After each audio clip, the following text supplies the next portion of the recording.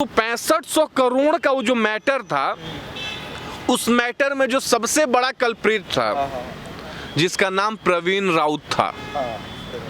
ये प्रवीण राउत वही है जो कि HDIL फिर्म थी, housing development of India private limited.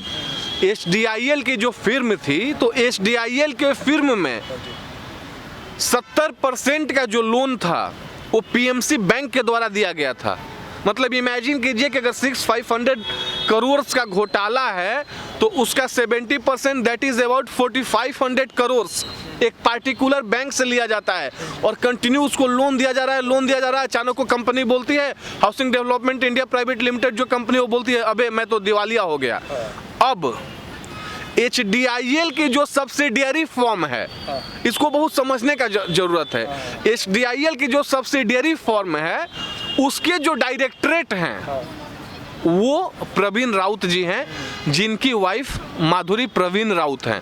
और वहीं माधुरी प्रवीण राउत जो संजय राउत के वाइफ वर्षा राउत के साथ लेन देन का कार्य कर रही है। कि भारतीय लोकतंत्र के अनुसार जब आप किसी भी चीज़ का चुनाव लड़ते हो, इधर ये MLC का चुनाव हो या MLA का चुनाव हो या MP का चुनाव हो, तो आपको myNeta.com पर जा कर के अपनी संपत्ति का पूर्ण विवरण देना होता है। उसका मतलब होता है कि आपके पास कितनी चल और अचल दोनों संपत्ति है।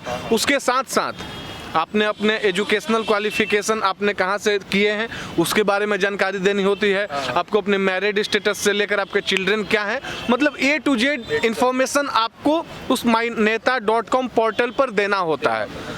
अब जो चर्चा हम लोग कर रहे हैं किरीट सोमैया जी के ट्वीट का, ये ट्वीट उसी से रिलेटेड है। यहाँ पर मैं अन्वय नाइक का नाम लेना चाहूँगा। ये वो अन्वय नाइक हैं जो कि इंटीरियर डिजाइनर थे और इंटीरियर डिजाइनर होते हुए इन्होंने बहुत सारे वहाँ पर कार्य किए थे, जिसमें कि एक चर्चित कार्य हुआ था जिसके वजह से इन्होंने उनके परिवार के कंधे के ऊपर बंदूक रखकर चलाने का कार्य इन्होंने सोचा था कि हम ये कहीं ना कहीं अर्नब गोस्वामी पर चला दें। आपको याद होगा मार्च 2018 के आसपास आत्महत्या किया था अन्वय नाइक ने, और वो केस अभी नवंबर 2020 में महाराष्ट्र गवर्नमेंट ने उस फाइल को फिर से खोला और उसके वजह से लगभग एक सप्ताह तक अर्नब गोस्वामी को पुलिस हिरासत में रहना पड़ा था। एक बात हमसे बताइए, जब हम अन्वय नाइक का चर्चा करते हैं तो अन्वय नाइक की वाइफ का नाम अक्षता नाइक है, और ये वो अक्षता नाइक हैं जिनके द्वारा मतलब अन्वय नाइक ने अपने प्रॉपर्टी को ट्रांसफर किया अपने वाइफ अक्षता नाइक के पास, और अक्षता नाइक सेम उसी प्रॉपर्टी को उद्धव ठाकरे के परिवार में सेल कर देती है। लेकिन वो संपत्ति बेनामी संपत्ति रहती है, उस संपत्ति में किसी का नाम नहीं दिया जाता है। ये नाम कब दिया जाता है? जब अक्टूबर 2000, इस बात को नोट कीजिएगा, जब अक्टूबर 2019 में शपथ लेने के बाद महाराष्ट्र के CM का जो चोर दरवाजे से घुसने का कार्य किया उद्धव ठाकरे ने, क्योंकि महाराष्ट्र की सरकार ने देवेंद्र फडणवीस को वहाँ का CM चुना था। CM फेस देवेंद्र फडणवीस थे, लेकिन इन्होंने क्या किया कि पहले तो ये चारों तरफ मोदी का पोस्टर, योगी का पोस्टर, फडणवीस का पोस्टर, पूरे महाराष्ट्र के लीडर्स का पोस्टर, BJP के लोगों का पोस्टर खूब लगाए चुनाव में।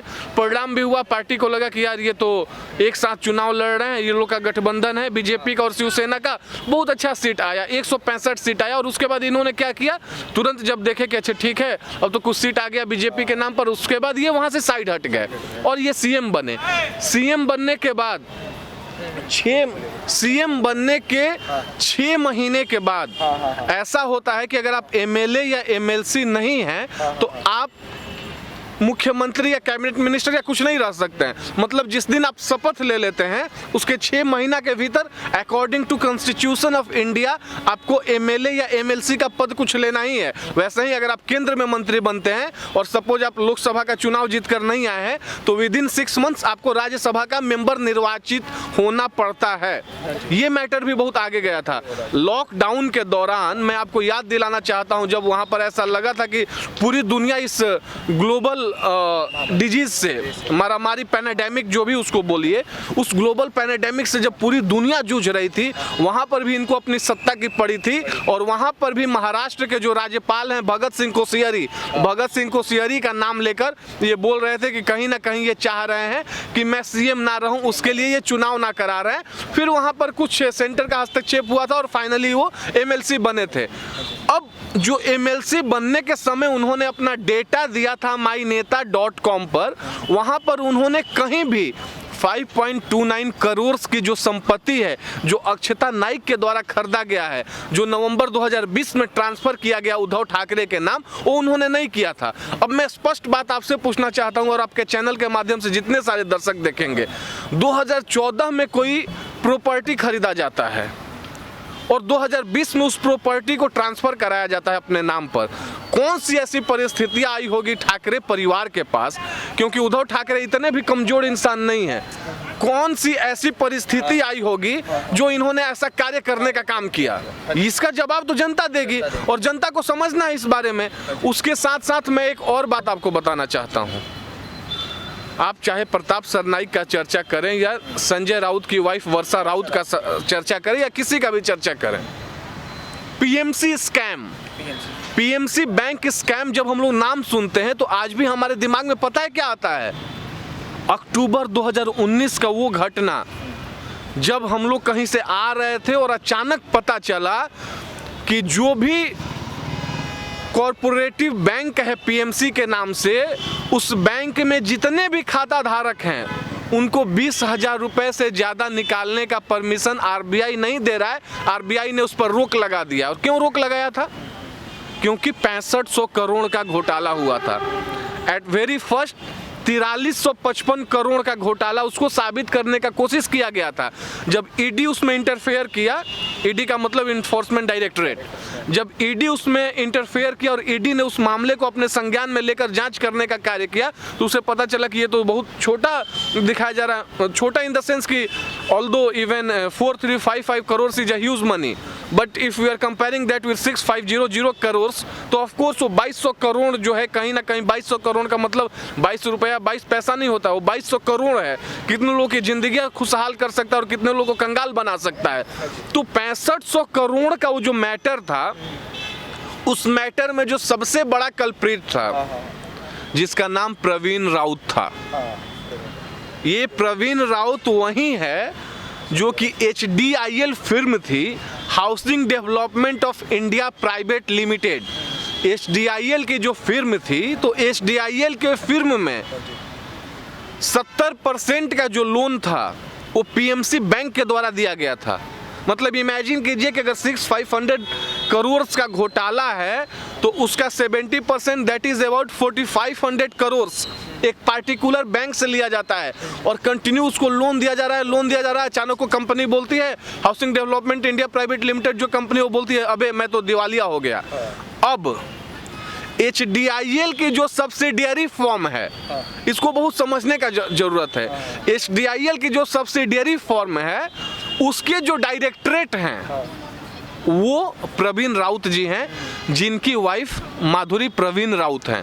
और वहीं माधुरी प्रवीण राउत जो संजय राउत के वाइफ वर्षा राउत के साथ लेन देन का कार्य कर रही है, वो भी ऐसा लेन देन जहां पे ना कोई कागज है, ना कुछ पेपर है, ना कुछ दिखाने को है।